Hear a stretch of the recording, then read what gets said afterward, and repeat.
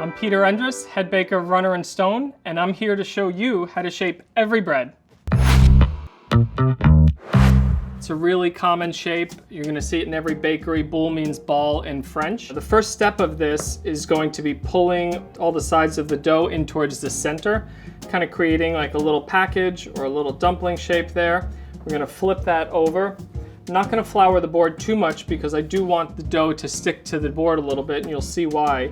I'm going to push the dough in one direction. That's going to create some tension in this direction. And so the gluten is what we're working with now. As I push this dough, we're trying to stretch the dough in this direction. I'm going to push that in all different angles. We want to keep doing this motion, pulling the bread till we have a nice smooth surface on the top of that boule. So we're going to go ahead and proof this on this proofing board. We have our boule that has proofed for about 2 to 3 hours. So a good way to check if your bread is ready to bake, if its final fermentation is complete, is to just give it a poke. So we want that indent to stay a little bit. If it was springing back entirely and erase the indent you made, it might need a little more time. To score breads in a professional kitchen, we'll use what we call a lame. It's basically going to hold a razor blade. I'm going to put this razor blade on the lame here. What we're going to do is a box score. So we're going to score around the edges of this bread, and that's going to allow this bread to open laterally. One key thing with this, you can see it here, you want to make sure that those two cuts connect. If not, this little bridge of dough is going to pinch that dough together as it bakes in the oven. The bread's going to bake out like this instead of baking in a nice round, which is what we're intending for it. So I'm going to go ahead and make sure that those two cross over. To finish it, I'm also going to just put a little decorative mark here. Here we have our final baked boule. A great way to test if breads are done is right when they come out of the oven. You could turn them over, just do a real quick tap on the bottom. So it has a nice hollow drum sound to it, tells me that it was baked correctly. So the interior of this bread is going to be a little bit tighter than some of the other shapes that we'll see, both because of the shape and because of the dough. We're going to be using a brioche dough for this. So we're going to take a 100-gram piece of dough here. We're going to pull all the edges towards the center, making like a little dumpling shape. Flip that over. And then just as we did with the boule, where we're going to be drawing the sides in towards the bottom of the dough to build some round surface tension, we're going to be doing that but with our hand. So we're going to push the dough towards the table. We're going to push the dough towards the table in all different directions. And while we're doing it, we're kind of using this whole surface of our hand to move the dough in that circular motion. If you wanted more of a hamburger bun shape, you're going to flatten that dough a little bit. So just going to push it down so that when it proofs, it doesn't turn into like a ball shape, but more of that classic hamburger bun shape. And then this we're going to set to proof on piece of parchment paper. This is our final roll. Once it was about double its original size when we shaped it, we gave it an egg wash. So let's cut this open. We'll see what the interior. For a brioche dough like this, you're generally going to have a nice even crumb is what you're looking for. It's going to be nice and soft. So chapeau means hat in French. It's literally going to be a little roll with a tiny little dough hat on top of it. So we're going to start by shaping the roll pretty similar to any roll. We're going to be pulling the sides in, flip that over. I'm pushing the dough into the board so that it draws towards the center.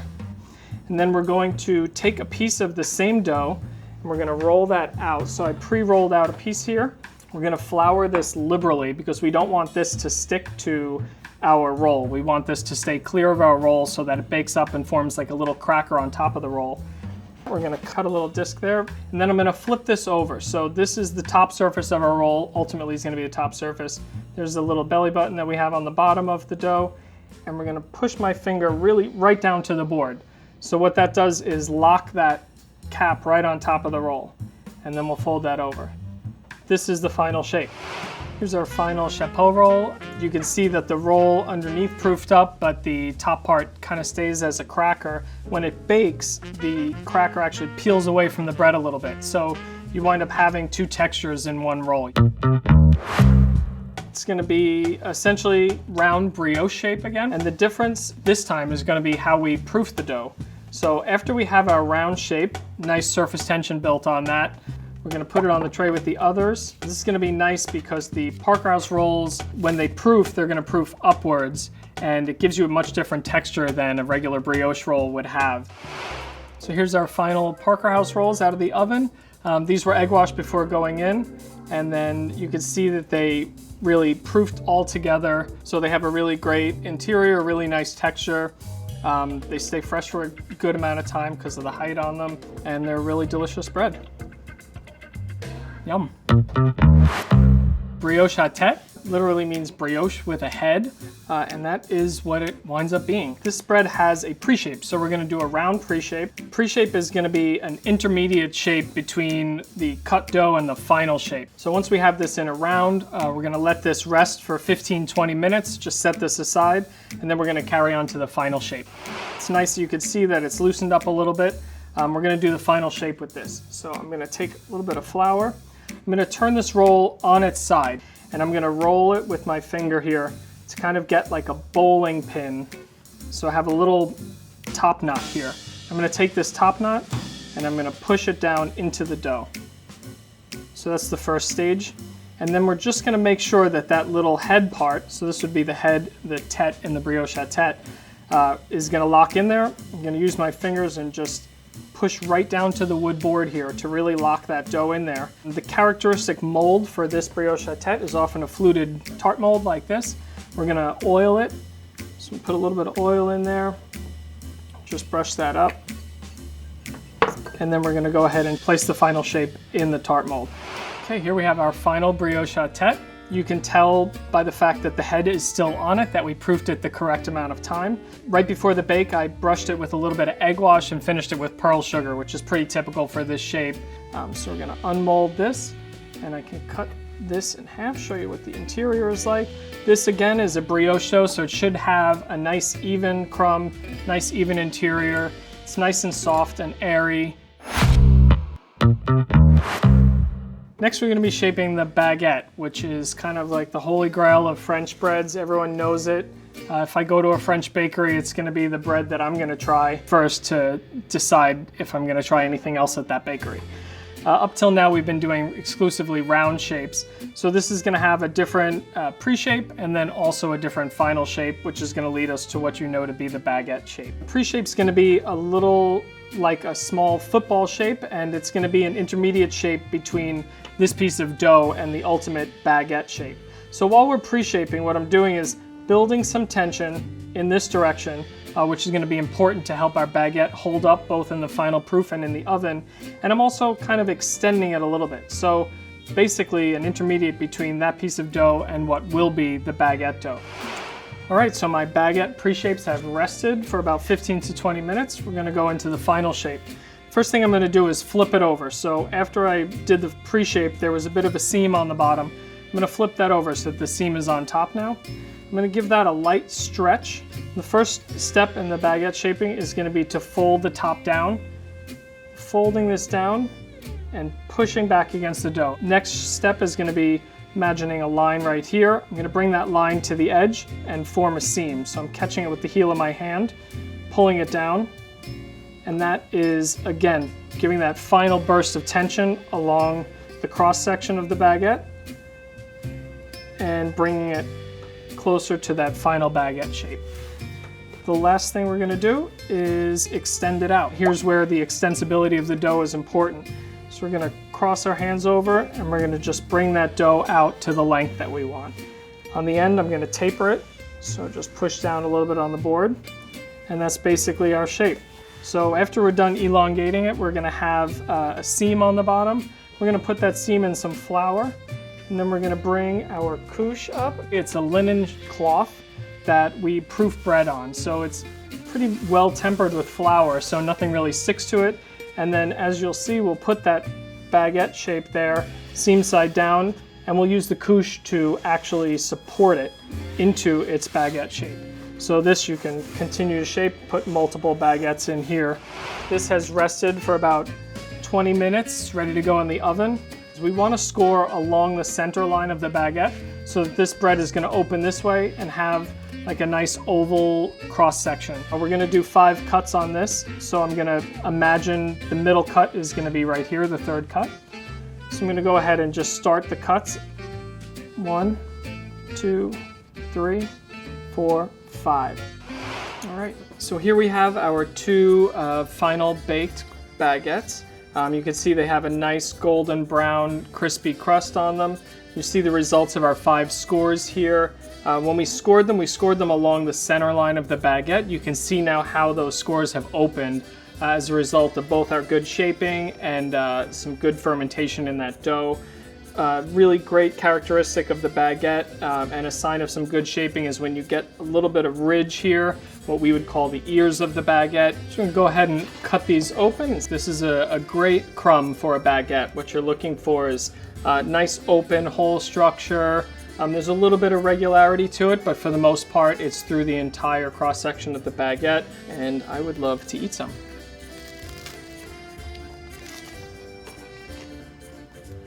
Nice, perfect.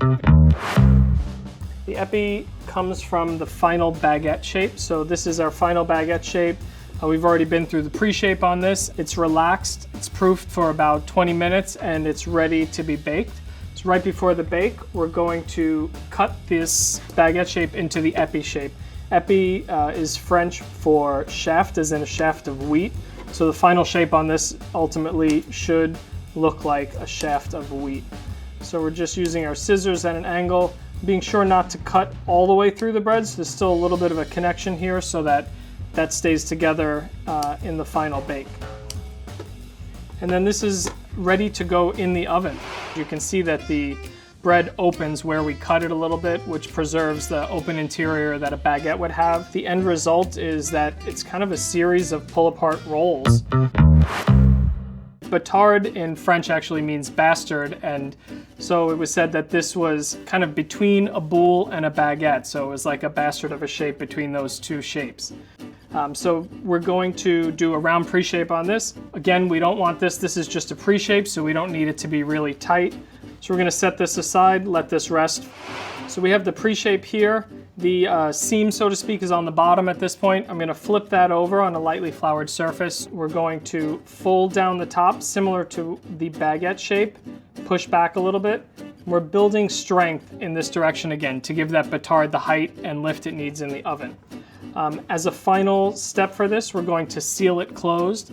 And similar to the baguette shape, which was just sealed in one direction, this is going to be sealed all towards the center so that it gives you that football shape that's classic for a batard. So I'm going to start on one end, I'm going to draw that down and seal it. And sealing all towards the center point here. So you can see already that that has like a half moon shape to it. We're going to bring that forward and just give it a little bit of a roll to bring those edges out. We have a seam here. The seam's going to go on the bottom as that proofs. And then right before baking, we're going to score this as well. So a good typical score that you see a lot is right down the center line, 2 cuts. And that's going to allow the bread to open again. So here is the final baked batard. You can see the 2 scores that I did. So we're going to go ahead and cut this open, check out the interior. There you go. You can see we have decently open, similar to the boule. This will be a great general all-purpose loaf. So we did a round pre-shape on this earlier. We're going to be shaping this round pre-shape into a batard shape. This is essentially a second pre-shape. So we're going to do the batard shaping again, folding that all over towards the center. We're going to let this batard sit in this shape for about 15-20 minutes, and then we're going to get a rolling pin and do the final shape of the fondue. We're going to put a pretty good amount of flour on the board for this one. I'm going to roll the bread in the flour. I'm going to use the rolling pin to pleat the center of it. I'm going really firmly on this right down to the board. And that's going to really lock that center dough together and essentially change the shape of the dough. We're going to pinch the sides together. And then this gives us our final fondue shape. All right, here we have our final fondue shape out of the oven. So you can kind of see the way that that center pleat expressed itself in the bake. It holds down the bread and gives you 2 pieces that have some good volume to them, similar to a baguette that was unscored. It adds a little variation to the look of the final shape, and it's pretty attractive.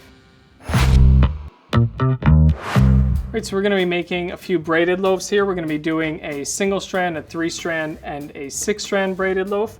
We're using a brioche dough here, an enriched dough. So we're going to start with a rectangular pre-shape. So I'm going to pull the dough down so that the rope will have some structure to it.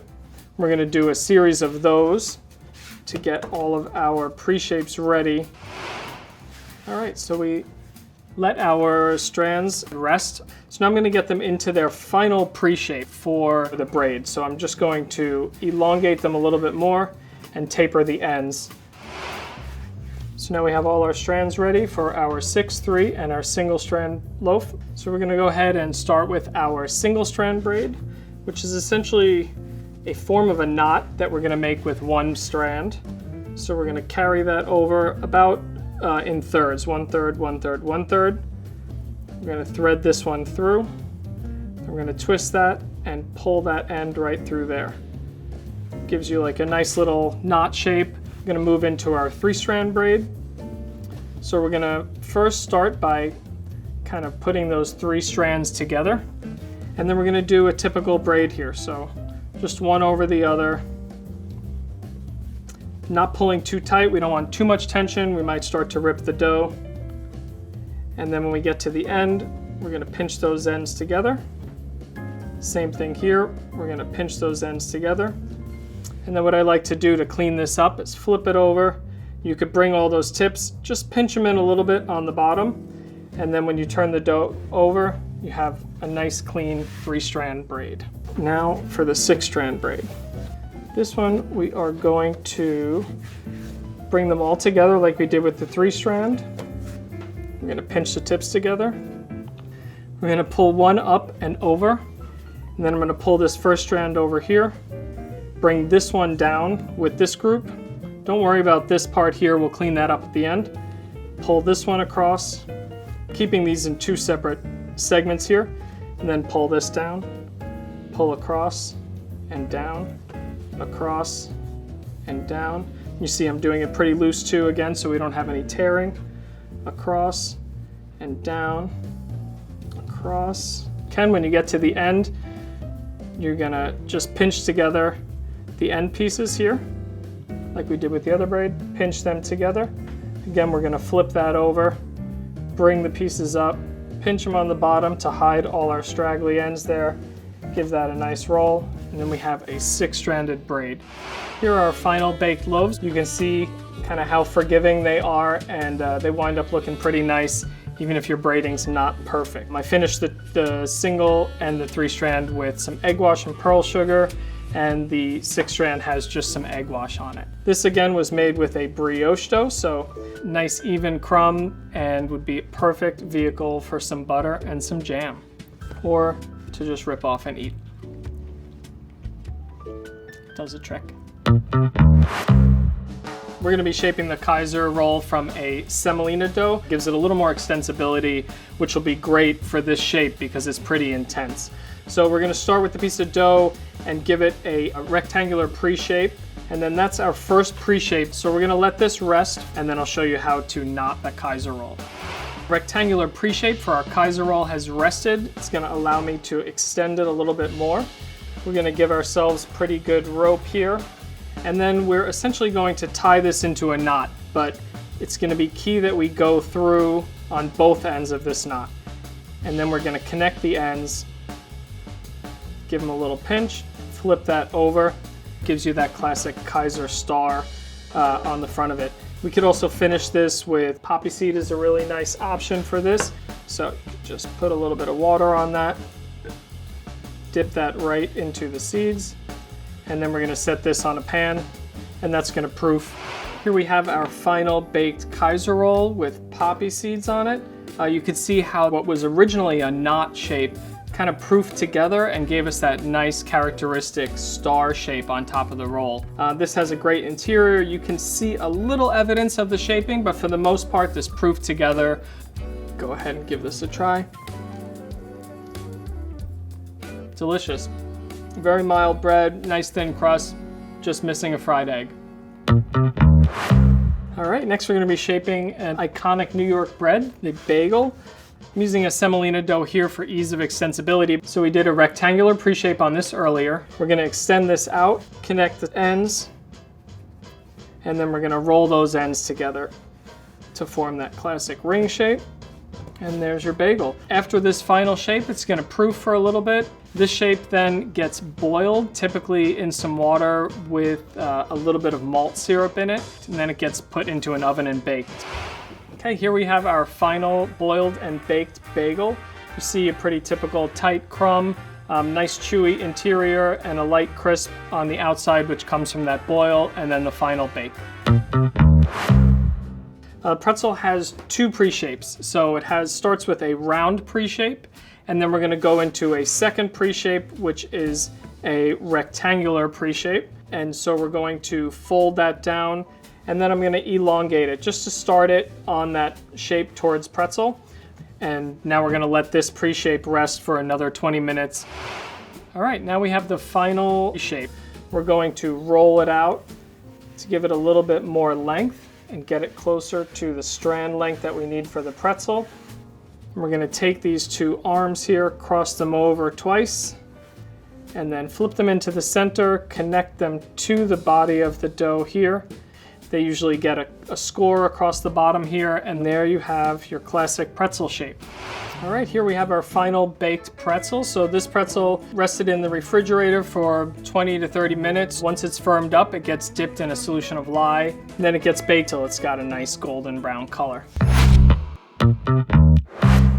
Pretty typical bread shape. The Pullman is a reference to a Pullman railroad car, a box car. It's where it got its shape from, if you imagine wheels down here. So a rectangular bread is going to be dictated by the dimensions of the pan, essentially. So for the rectangular pre-shape, just going to fold this down. We're gonna try and give a little bit of length on this. We're gonna fold that down. So that is our pre-shape. We're gonna let this rest for 15-20 minutes. We're gonna do the final shape on this one. So I have the seam from the pre-shape is on the bottom at this point. I'm gonna flip it over so that we have the seam on top. And I'm gonna give it another fold down. Again, introducing some more tension in this direction to give that pan loaf a nice dome on top. And I'm gonna seal this similar to the way we did with the baguette to lock in all that tension that I've built. And then we will just roll it out. Once that's done, seam side down. I'm gonna go ahead and oil the pan lightly. This loaf is rather large. It's probably gonna take a bit to proof.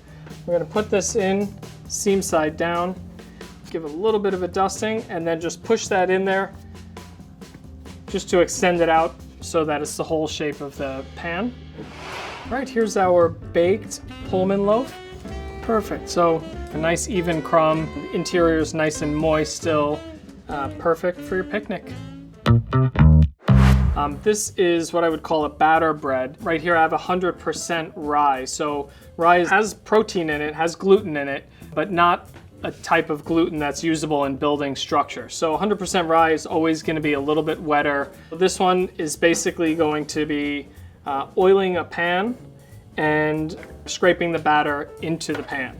But there's really no shaping involved and no pre-shaping.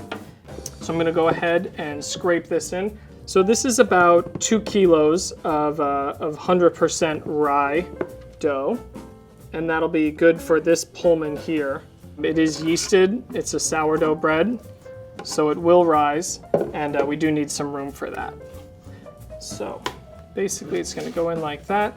I'll wet my hands here, and we can just pat down this batter so that it rises evenly across the dough. And a nice way to finish this is with a little bit of rye flour. Just gives you like a nice crackly finish on the final loaf. All right, so here is a segment of our 100% rye Pullman. This bread's really nice, sliced thin in my opinion. It's a very full flavored bread. It's got a lot of sour to it. It's really great with butter because that fat kind of like works nicely with the sour on it. It's also really great with smoked fish, like smoked salmon, smoked trout. Again, the fattiness of those fishes plays really well with a sour bread like this. It's not really a shape on the focaccia. We're gonna olive oil a pan pretty liberally. So we're gonna take a very wet dough It's an 80% hydration white wheat dough. You can see why we're using a lot of olive oil here. And we're gonna just spread that on the pan. I'm gonna put a little bit on top also. We're gonna be spreading this gradually over the course of maybe an hour. So it's okay if the top's a little bit oiled. It'll be a lot easier to manage that way. So we're gonna just let this sit for about half an hour after it's got to the final shape. This has sat for maybe about an hour in total. I was spreading it every 15-20 minutes until it filled out the pan. Right before putting it in the oven, you can go ahead and finish this with some rosemary and some Maldon salt. Would be real nice. Here we have our finished focaccia. You can see that it got some nice golden color. It's still also very soft and flexible, so it has some nice moisture in it still. If you overcook this, it can get a little too crispy. So we're gonna go ahead and cut it open and see what the interior looks like. So you can see already, the interior looks really nice here. We got some nice open crumb structure. Perfect. Ciabatta is a really easy bread to shape. It's also going to be a really wet dough. So ciabatta actually means slipper in Italian. The final bread shape is kind of going to look like a very flat-footed slipper. So the final shape here, I'm going to dust the center a little bit, and we're just going to fold the dough over once, fold it over again. Now it's sitting on that seam I created, and that's basically it. Right before we go ahead and bake that, we're gonna flip that over. So what was the top side will become the bottom of the loaf, and that seam that we created could open in the oven a little bit and create a little bit of ridge, a little bit of texture on that bread, which not only looks nice, but also adds a nice component to the mouthfeel. So here we have our final baked ciabatta. It has a nice crust on it, so you can see evidence of the nice open whole crumb structure here. It's got some nice characteristic ciabatta crunch there. Really nice, really light. Bread that goes with everything. Would be especially perfect dipped in some great olive oil. Next we're going to be shaping, or maybe more accurately cutting, English muffins. So English muffins are a yeasted dough as well. We're using a whole wheat dough here. You're going to take the English muffin dough and just give it a light roll out. You want it to be about, I don't know, half an inch thick. So we're gonna go ahead and let this dough rest for about 15-20 minutes. This dough is nice and relaxed. When we cut our circles using our ring mold, they're going to stay as circles. So we'll go ahead and cut. And we're gonna let these rest in this final cut shape on a sheet tray with a little bit of cornmeal. So the cornmeal both helps that English muffin not stick to the pan, and also it's going to give us a nice little texture on the bottom when we griddle them. So here we have our final English muffins. These have been griddled and finished in the oven. So you can see a little bit of cornmeal left on here. This is the surface that we proofed the English muffin. It sat on that cornmeal. Instead of using a knife to cut them, I like to split them with a fork. It gives you nice little nooks and crannies there that once you toast it will hold all that butter you're going to put on it. And then you'll open that up.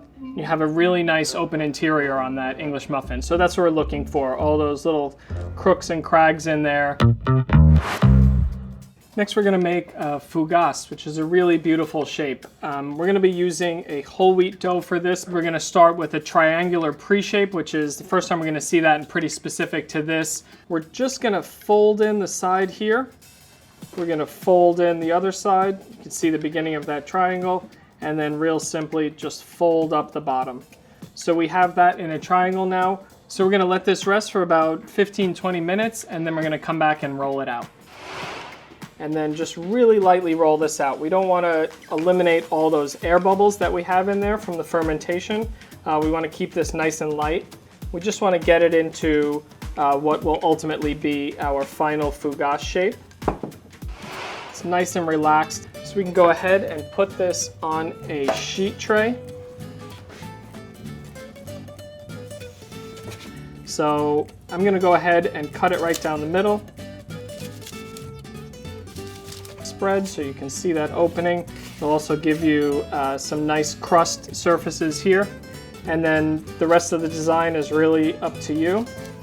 I'm just using a plastic bench scraper here You could use a credit card if you have one. You could use a knife too, just be careful you don't want to cut through the parchment underneath. And once you have those cuts, go ahead and spread those out. So you can see the pattern of cuts here. The dough is really nicely rested. If it hadn't been rested, that gluten structure kind of would have taken over and closed these holes right back up. It's really great to rip apart and use in dips. Also just eat on its own. The lavash that we're gonna make is a crispy lavash. It's essentially gonna be a cracker. We're gonna start with a whole wheat dough. We're gonna start by just rolling it out a little bit with a rolling pin. I wanna keep that nice and floured. Once we have it about here, I'm gonna go ahead and put it on the back of an oiled sheet tray. So this is gonna be our new spreading surface for this so that we can get it nice and thin. So I'm gonna oil that up, make sure the dough doesn't stick to it. And we'll go ahead and throw that dough right on there. We're gonna let this rest for 15 to 20 minutes here. We're gonna go ahead and start to spread this out. So I'm just gonna very gently spread this. I'm spreading from the center so that we don't have a thick part in the middle and thin pieces around the edge. We wanna get this as even as possible. So keep spreading this around. Look like we're pretty much there. Don't worry about the little edge parts here. We're gonna go ahead and trim that. So it's been about 15 to 20 minutes that this lavash dough has rested in its final spreaded shape. We're gonna go ahead and trim the edges using a pizza cutter. You could use a knife for this. And this is not necessary. It's just gonna make it look a little bit cleaner, a little nicer, our final crackers. And this you can really cut into any shape you want. We can finish them with some seeds. I have some sesames here. And really just sprinkle them on. I'm gonna finish some with poppy as well. All right, so here we have our final baked crispy lavash. So go ahead, taste these. Perfect, great texture. They're perfect for dips. They're also great because they are baked crisp. So if you keep them in an airtight container, they'll last for weeks. Also pretty simple. We're gonna take a whole wheat dough and we're gonna roll this out pretty much to the length of the breadstick that we're looking for. This is all the same thickness. We're gonna let this rest in place so that when we cut our breadsticks, they don't spring back too much. All right, so we have our rested breadstick dough. We're gonna go ahead and cut these, get them ready for the bake. I'm just gonna use a pizza wheel here, and we're gonna cut strips. We roll this out to about 1/4 inch. I'm gonna cut these at about 1/4 inch as well. So theoretically, the cross section here is gonna be like a square. So we have our sheet tray here. I'm gonna take the breadsticks that we cut and just spread them out here. If there's some thick parts, you can kind of stretch those out a little bit. You can finish these with whatever you'd like. You can finish them with a little bit of salt. I'm gonna finish some with some poppy and some with sesame. Here we have our final breadsticks fresh out of the oven. They look really good. We got a nice even brown color on them. It's a credit to the shaping. We're gonna go ahead and give them a try. That's what you wanna hear when you break a breadstick.